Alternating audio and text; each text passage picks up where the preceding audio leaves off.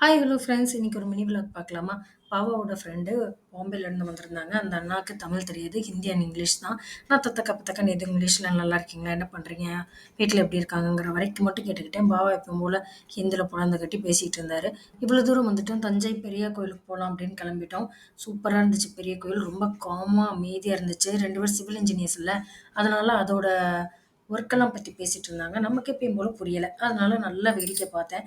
Climate உண்மையிலே செம காமாக இருந்துச்சுங்க. வெயிலே அடிக்கல. ரொம்ப ரொம்ப நல்லா இருந்துச்சு. நந்திலாம் பத்தி என்னென்னமோ பேசிட்டு இருந்தாங்க.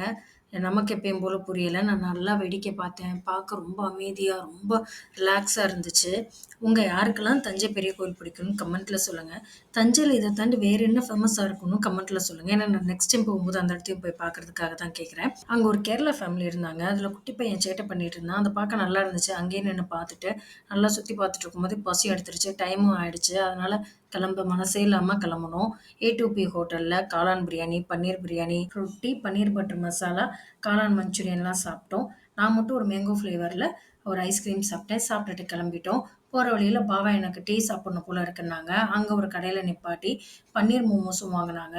ஓகே, டீக்கு இலவசம் போல அப்படின்னு நானும் யோசிச்சுக்கிட்டேன். அதுக்கப்புறம் தான் இல்ல அது பாபா ஆர்டர் பண்ணான்னு தெரிஞ்சுச்சு. பாபா பன்னீர் மோமோஸ் 2 பேரும் ஷேர் பண்ணி சாப்பிட்டு ஒரு 2 பேரும் டீ குடிச்சிட்டு அப்படியே வீட்டுக்கு கிளம்பிட்டோம். இன்னைக்கு எங்க நாள் இப்படிதான் போச்சு. சூப்பரா போச்சு. உங்களுக்கு எப்படி போச்சுன்னு கமெண்ட்ல சொல்லுங்க.